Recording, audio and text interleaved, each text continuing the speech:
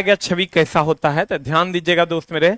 समतल दर्पण वाला जो छवि समान, सीधा, पार्श्व तौर पर उल्टा और आभासी। A number is the right answer.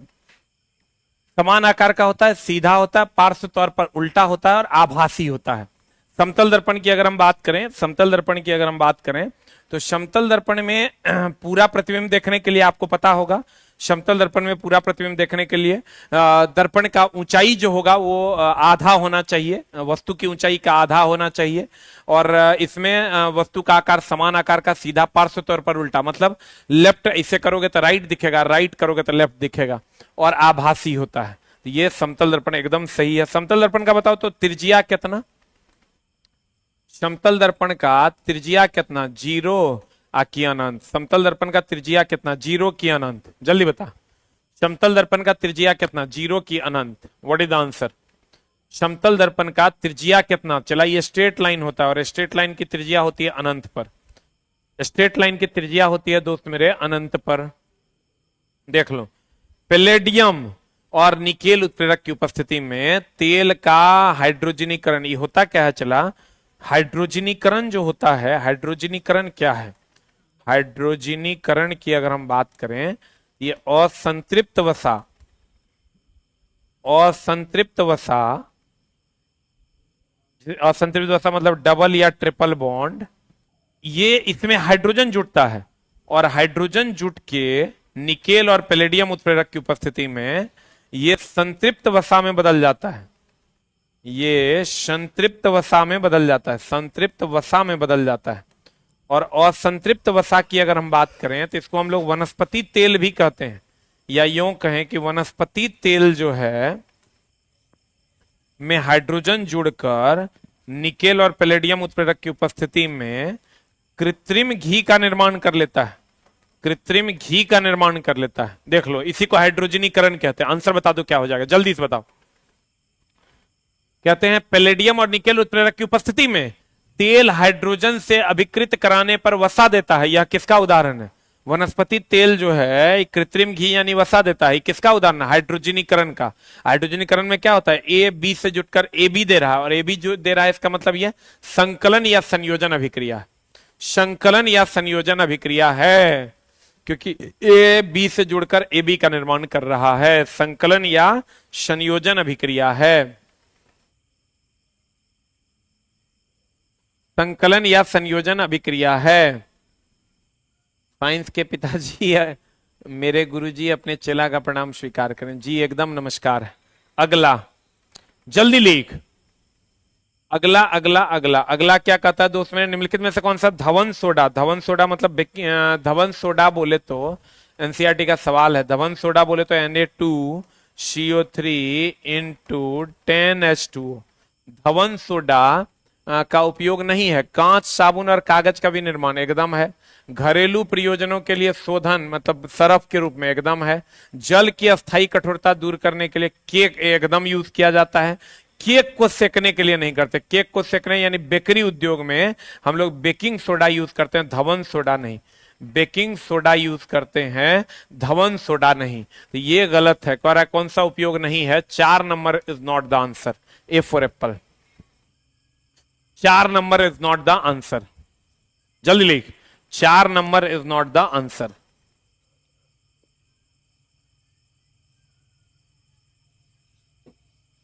चार number is not the answer. अगला कहते हैं परमाणु संख्या 58 एकदम चला पता है। एफ ब्लॉक, एफ ब्लॉक की अगर हम बात करें 58 सीरियम होता है। चला 58 सीरियम होता है। और ये हमेशा ध्यान रखिएगा, एफ ब्लॉक जो है, एफ ब्लॉक की अगर हम बात करें तो एफ ब्लॉक में 2 प्रकार का सीरीज है। एगो है लेंथेनाइड, एगो है लेंथेनाइड और एक है एक्टिनाइड। एक है लेंथेनाइड और एक है एक्टिनाइड। लेंथेनाइड और एक्टिनाइड की अगर हम बात करें तो लेंथेनाइड जो है इसमें भी 14 तत्व है, एक्टिनाइड में भी 14 तत्व है। इसमें 58 परमाणु संख्या से 71 तक है, इसमें 90 से 103 है। इसमें चला 90 से 103 है। इसमें परमाणु संख्या 90 से 103 है, 90 से 103 है। देख लो, एफ ब्लॉक में लेंथेनाइड सीरीज है, एक्टिनाइड सीरीज। लेंथेनाइड सीरीज में 14, एक्टिनाइड में भी 14, 58 से 71, 90 से 103, 58 से 71, 90 से 103। जल्दी बता। टेक्नीशियन की वैकेंसी के बारे में अभी कोई बात नहीं कर सकते हैं दोस्त, टेक्नीशियन की वैकेंसी के बारे में अभी कोई बात नहीं। एफ ब्लॉक में लेंथेनाइड, एक्टिनाइड। लेंथेनाइड 14, 58 से 71, 14 तत्व हैं इसमें, 90 से 103। आंसर बता दो जल्दी से, क्या हो जाएगा? सीरियम है ये 58। एक चीज का और ध्यान रखिएगा, सीरियम और लेंथेनम जो है 58। सीरियम जो है ये एफ ब्लॉक का है, लेकिन लेंथेनम जो है, लेंथेनम जो चाहे चला डीए ब्लॉक का है। इतना भले याद रखो, एफ ब्लॉक को हम लोग अंतः संक्रमण तत्व के नाम से जानते हैं, अंतः संक्रमण तत्व के नाम से जानते हैं। एफ ब्लॉक को हम लोग अंतः संक्रमण तत्व के नाम से जानते हैं। एफ ब्लॉक को कौन तत्व के नाम से जानते हैं दोस्त मेरे? अंतः संक्रमण तत्व के नाम से जानते हैं।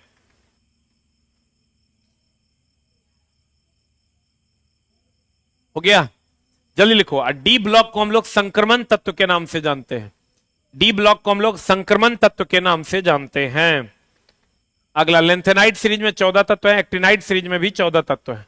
अगला, वस्तुतः किसी पात्र द्वारा पात्र के दीवार पर लगाया गया बल, वस्तुतः किसी पात्र द्वारा पात्र के दीवार पर लगाया गया बल गैस के अणुओं, वस्तुतः किसी गैस द्वारा पात्र के दीवार पर लगाया गया बल, बल जो होता है चला, इसका दो फॉर्मूला है।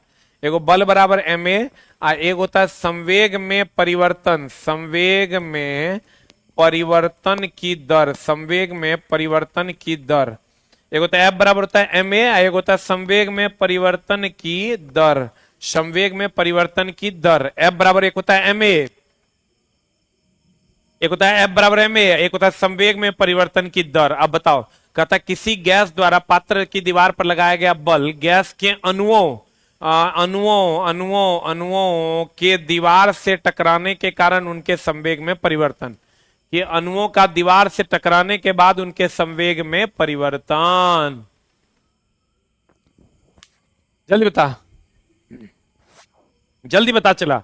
F बराबर एक होता है ma, एक होता है संवेग में परिवर्तन की दर। यह न्यूटन का दूसरा नियम है। अगला, नाभिकीय प्रतिक्रिया का क्रांतिक भार क्या है? जल्दी बता, नाभिकीय प्रतिक्रिया का क्रांतिक भार क्या है? वह न्यूनतम भार जिस पर नाभिकीय अभिक्रिया संचालित होती है। नाभिकीय अभिक्रिया का, जल्दी बताओ, नाभिकीय अभिक्रिया का नाभिकीय प्रतिक्रिया का क्रांतिक भार क्या है? नाभिकीय विखंडन आरंभ होने का आरंभिक भार, यही हो जाएगा चला। प्रयुक्त न्यूनतम भार नहीं, आरंभिक भार। आरंभिक भार, नाभिकीय प्रतिक्रिया को शुरू करने के लिए जो न्यूनतम भार चाहिए वही होता है चला क्रांतिक भार। और नाभिकीय अभिक्रिया E बराबर mc स्क्वायर सापेक्षिकता के सिद्धांत पर चलता है। E बराबर mc स्क्वायर सापेक्षिकता के सिद्धांत पर चलता है। पौधों में गैसों का आदान प्रदान किस माध्यम से होता है? सबको पता है, रंध्र के माध्यम से होता है। पौधों में आदान प्रदान बता किसके माध्यम से होता है? रंध्र के, एस्टोमेटा के माध्यम से होता है। एस्टोमेटा के माध्यम से होता है, एस्टोमेटा के माध्यम से होता है। पौधों में गैसों का आदान प्रदान किसके माध्यम से होता है चला? एस्टोमेटा के माध्यम से होता है। बता एक आंसर की होगा? एक आंसर इस बार का क्वेश्चन है 21-22 का। कहते हैं दो प्रतिरोधों को श्रेणी क्रम में संयोजित किए जाने पर प्रभावी प्रतिरोध इतना है, यानी श्रेणी में करेंगे तो R1 प्लस R2 बराबर 120 ओम। अब करें उन्हीं दो प्रतिरोधों को समानांतर में संयोजित करने पर 30 ओम, यानी R1 इंटू R2 बटा R1 प्लस R2 बराबर हो जाएगा 30 ओम। अब करें दोनों प्रतिरोध का प्रतिरोध ज्ञात कीजिए। बताओ कौन R1 R2 का मान क्या होगा? दोनों का वैल्यू रख दो, आंसर आ जाएगा। दोनों का वैल्यू रख दो, देखो जे पुट करने से आंसर आ जाएगा। 7 5 12 120 आ रहा है, 9 3 12 120। पहला इक्वेशन को ये सब फुलफिल कर रहा है, चारों कर रहा है, लेकिन दूसरा को कौन कौन फुलफिल कर रहा है वो देखो। बताओ आंसर क्या होगा? 60 60 फुलफिल कर रहा है, 60 गुना 60 बटा 60 प्लस 60 120 हो जाएगा। 60 दूनी 2 30। देखो वहां फुलफिल कर रहा है, देखो तो कर रहा है क्या? क्या होगा आंसर बता? यही वाला फुलफिल करेगा। एक को हीट एंड ट्रायल करो न, देखो पहला को तो सब दोनों कर रहा है। 60 गुना 60 बटा 60 प्लस 60, ये हो जाएगा चला 60 गुना 60 बटा 120, 60 दूनी 120, 2 से कट गलो 30, आ रहा है 30, आंसर हो जाएगा D for dog. Heat and trial method से बनाना पड़ेगा, सीधी बात, नो बकवास, सिर्फ पढ़ाई में आपका स्वागत करते हैं। चला, बाकी और कुछ ना आता है हमको, अगर आप पढ़ना चाहते हैं तो वेलकम है आपका। अगला बता चला कर आंसर क्या होगा, व्हाट इज द आंसर। कहता मान लीजिए कि इतना एम्पियर का करंट आर प्रतिरोध के तार से गुजर रहा है, जब प्रतिरोध के सिरों पर इतना वोल्ट होगा तो इस तार से क्या करंट गुजरेगा जब वोल्टेज इतना होगा। देखो एक और है क्वेश्चन कि अगर ये कोई तार है, इसका प्रतिरोध आर है, इससे 0.05 एम्पियर की धारा जा रही है 10 वोल्ट के साथ, अगर इसके साथ 20 वोल्ट देंगे ना तो कह रहा है आई कितना, तो आई बराबर होता है V बाय आर। आर का मान पता नहीं है, खाली V का मान पता है 20, आर का मान निकाल लीजिए यहां से, आर बराबर हो जाएगा V बटा आई, V का मान दिया हुआ है 10, क्योंकि तार सेम है तो प्रतिरोध दोनों जगह सेम होगा 0.05, ये पॉइंट ऊपर जाएगा तो 100, तो 5 दूनी 10, 100 दूनी 200 ओम, और 200 ओम तो भागा दे दो 200 से, 1010 कट गया, 0.1 एम्पियर इज द आंसर। देखो एक तार है जिससे आर प्रतिरोध है, उसका इतना एम्पियर दे रहता है, इतना वोल्ट पर इतना एम्पियर प्रवाहित हो रहा है, इतना वोल्ट पर कितना होगा, तो यहां से रेजिस्टेंस निकाल लिया, आई बराबर V बाय आर कर दिया, वैल्यू रख दिया, आंसर आ गया। आई बराबर V बाय आर कर दिया, वैल्यू निकाल दिया, आंसर आ गया। 3 नंबर देखो आ रहा है, अगर कोई तार दे जिसका प्रतिरोध चला आर दिया हुआ है, अब V और आई दिया हुआ है, तो यहां से हम लोग आर निकाल लेंगे, आर निकाल के यहां से पुट कर देंगे, आंसर आ जाएगा। आर निकाल के पुट कर देंगे, आंसर आ जाएगा।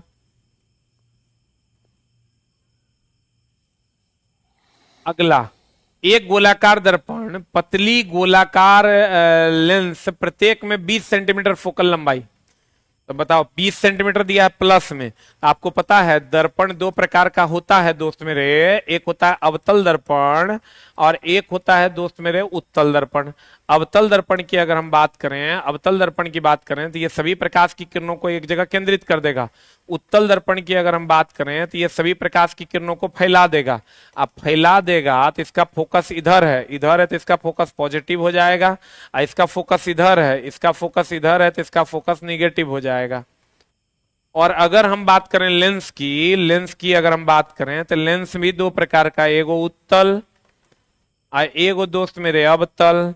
तो उत्तल लेंस होगा तो ये सभी प्रकाश की किरणों को एक जगह केंद्रित करता है, इधर इधर हो जाएगा तो इसका फोकस भी हो जाएगा पॉजिटिव, इस सभी प्रकाश की किरणों को फैलाता है, फैलाता है तो फैलाता है तो इसका फोकस हो जाएगा निगेटिव।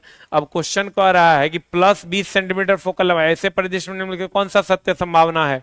दोनों उत्तल, देखो एगो तो उत्तल लेंस होगा, लेकिन दर्पण जो होगा दोस्त मेरे, दर्पण जो होगा वो उत्तल होगा। हाँ, दर्पण भी उत्तल होगा और लेंस भी उत्तल होगा। बताओ दोनों उत्तल है, आंसर क्या मार, डी मार रहा है। प्लस 20 सेंटीमीटर फोकल लंबाई है रे दोस्त, प्लस है रे। अच्छा यहां माइनस है, देखो यहां माइनस है, यहां माइनस है, चला यहां माइनस है, तब माइनस होगा तब क्या होगा, अगर दोनों माइनस है, दोनों माइनस, यहां माइनस चला, यहां देखो माइनस है, तुम्हारे क्वेश्चन में होगा, देखो ये माइनस यहां से उठ के यहां चल गया। थोड़ा हम क्वेश्चन को बड़ा कर देते हैं, तुमको माइनस दिखाई देगा। देखो माइनस दिख रहा है, अब यहां देखो माइनस दिख रहा है, तब माइनस 20 है तो माइनस हो जाएगा तो क्या हो जाएगा, अवतल, दोनों अवतल हो जाएगा। आंसर हो जाएगा D for dog. Very good, जल्दी लिख। मेरी जिंदगी है। अगला प्रश्न आपके स्क्रीन पर ये रहा। द नेक्स्ट क्वेश्चन इज, हाल ही में कौन सी खोज विज्ञान के क्षेत्र में बड़ी सफलता के रूप में, गुरुत्वाकर्षण, ये गुरुत्वाकर्षण वाला जो खोज है, गुरुत्वीय तरंगों का पता लगाना, ये विज्ञान की एक बड़ी खोज के रूप में हाल में उभर कर आई है।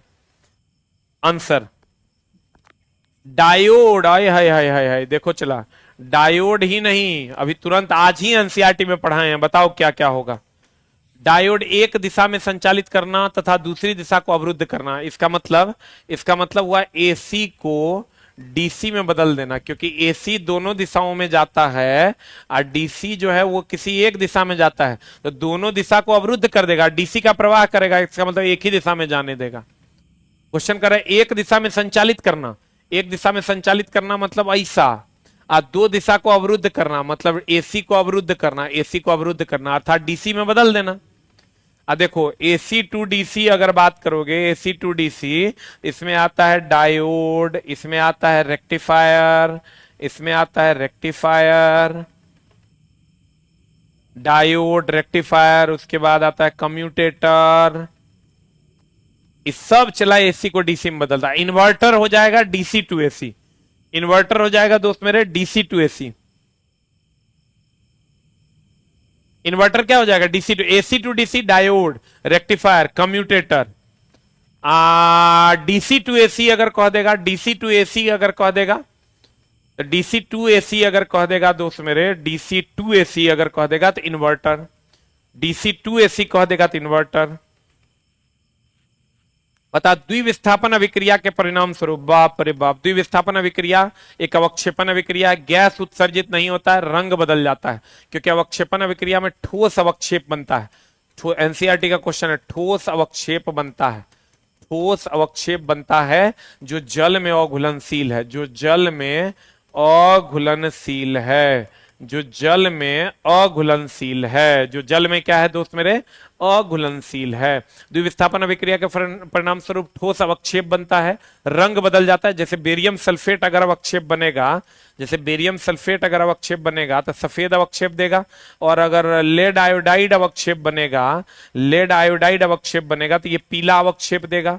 लेड आयोडाइड अवक्षेप बनेगा तो पीला अवक्षेप देगा, तो रंग बदल देगा, अवक्षेप बनेगा। अब इसके गैस इसलिए उत्सर्जित नहीं होगा क्योंकि अवक्षेप ठोस होता है, और ठोस होता है जल में अघुलनशील होता है, तो गैस कैसे देगा?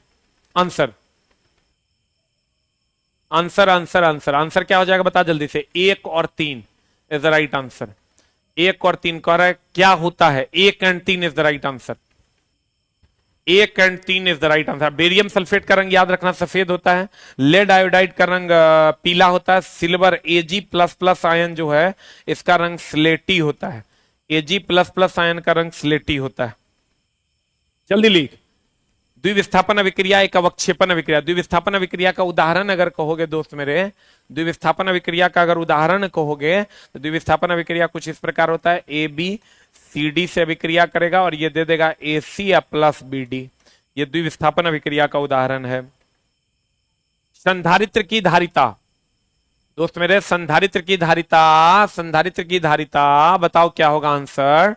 संधारित्र की धारिता C बराबर होता है एप्सिलॉन नॉट ए अब बाई डी। अब देखो कहते हैं एप्सिलॉन नॉट है निर्वात की परम विद्युतशीलता। एप्सिलॉन नॉट की अगर हम बात करें तो निर्वात की परम विद्युतशीलता, निर्वात की परम विद्युतशीलता, ए जो है वो क्षेत्रफल है, ए क्षेत्रफल है, और डी जो है वो दूरी है। ए क्षेत्रफल है और डी जो है वो दूरी है। बताओ प्लेट के संधारित्र की धारिता क्षेत्रफल के साथ बढ़ती है, एकदम ई बढ़ेगा तो ई बढ़ेगा।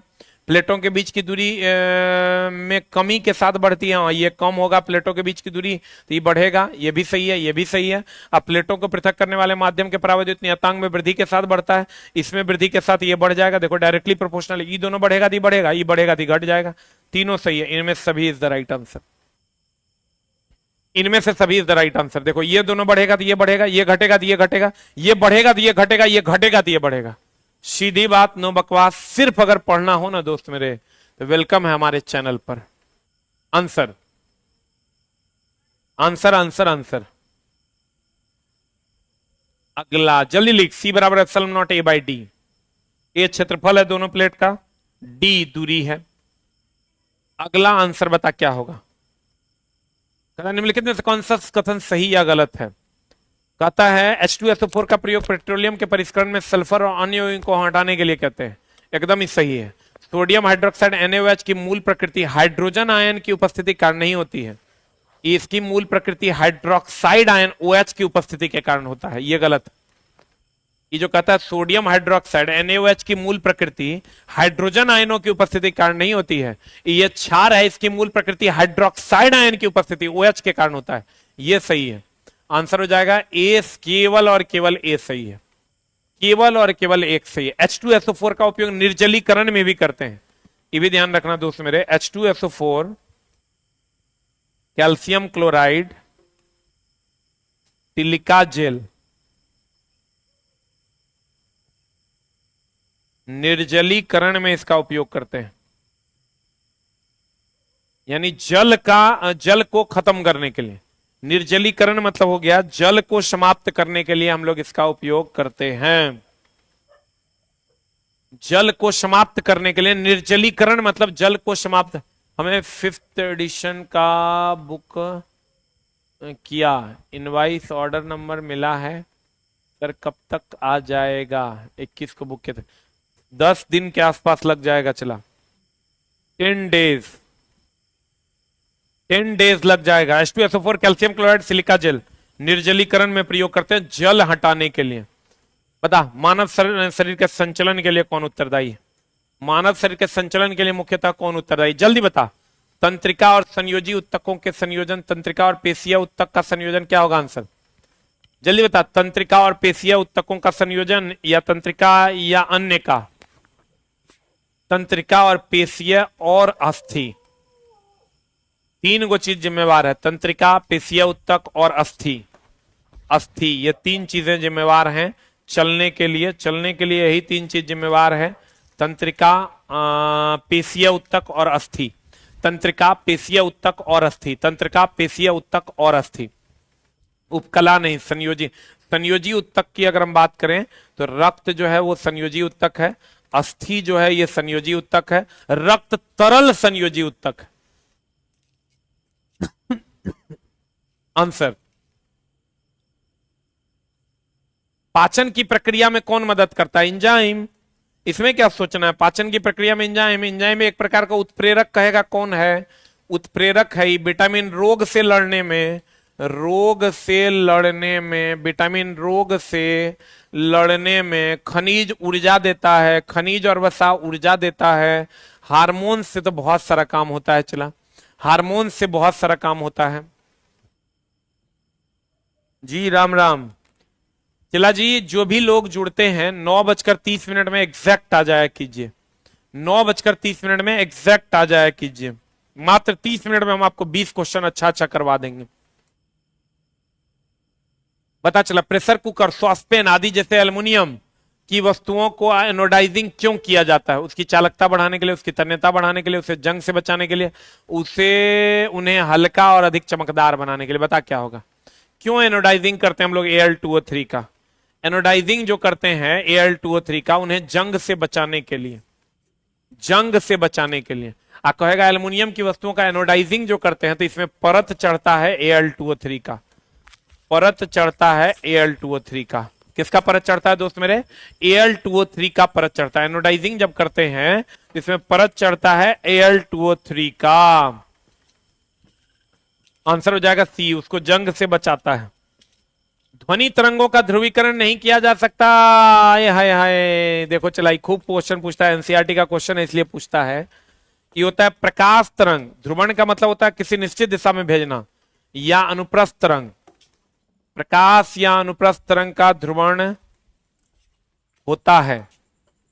ध्वनि तरंग या अनुदैर्घ्य तरंग का, ध्वनि तरंग या अनुदैर्घ्य तरंग का ध्रुवण नहीं होता। ध्रुवण का मतलब क्या होता है? किसी निश्चित दिशा में भेज देना, तरंग का किसी निश्चित दिशा में भेज देना।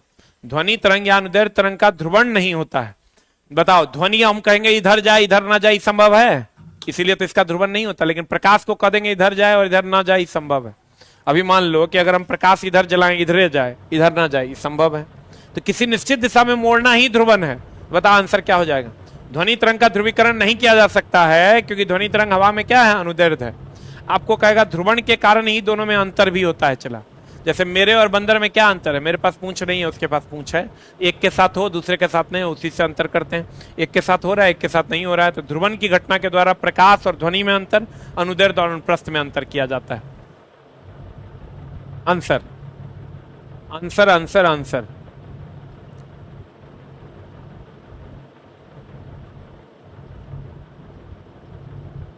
अगला अगला अगला अगला बता क्या होगा? प्लास्टिक में कौन सी गैस प्राप्त होती है? प्लास्टिक में कौन सी गैस प्राप्त होती है? प्लास्टिक से बता जल्दी से, कौन सी गैस प्राप्त होती है? पॉलीथिलीन। पॉलीथिलीन। बताओ प्लास्टिक किस विधि द्वारा बनता है? एक ऑप्शन है बहुलीकरण, एक ऑप्शन है दोस्त मेरे बहुलीकरण, और दूसरा ऑप्शन है दोस्त मेरे किण्वन। बता जल्दी से, बहुलीकरण की किण्वन। प्लास्टिक किस विधि द्वारा बनता है? बहुलीकरण की किण्वन। जल्दी बता, प्लास्टिक किस विधि द्वारा बनता है? बहुलीकरण की किण्वन। देखो किण्वन विधि द्वारा चला अल्कोहल बनता है, किण्वन विधि द्वारा अल्कोहल बनता है। किण्वन का मतलब सड़ना होता है, ये रासायनिक अभिक्रिया है, ये दोस्त मेरे रासायनिक अभिक्रिया। जो भी बच्चे चला जुड़ पाते हैं कोशिश कीजिए पहले सेकंड से जुड़ने का, 9:30 से जुड़ने का। आंसर ये किण्वन जो है दोस्त मेरे, ये रासायनिक अभिक्रिया है, क्योंकि इसका मतलब होता है सड़ना। बहुलीकरण विधि द्वारा प्लास्टिक बनाया जाता है, बहुलीकरण विधि द्वारा प्लास्टिक बनाया जाता है, और किण्वन विधि द्वारा अल्कोहल बनाया जाता है। किण्वन विधि द्वारा दोस्त मेरे अल्कोहल बनाया जाता है। आज की कार्रवाई यहीं तक। और दोस्त मेरे 30 से 45 मिनट का